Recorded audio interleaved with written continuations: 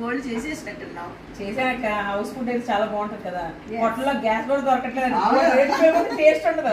అందుకే ఇంట్లోనే పద్దు వచ్చింది, హెల్ప్ చేసింది విద్య. లలిత ఏమో పాయసం చేసింది ప్రసాదము. ఇదిగా ఐస్ క్రీమ్ అక్క, మీకు చాక్లెట్ ఐస్ క్రీమ్. ఓకేనా? ఇదిగానే దమ్ బిర్యానీ, చికెన్ దమ్ బిర్యానీ. ఇదేం చెప్పు?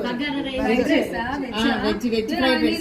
చిన్న chilli fried rice, chicken fried rice అనుకుంటున్నాను. అవునా?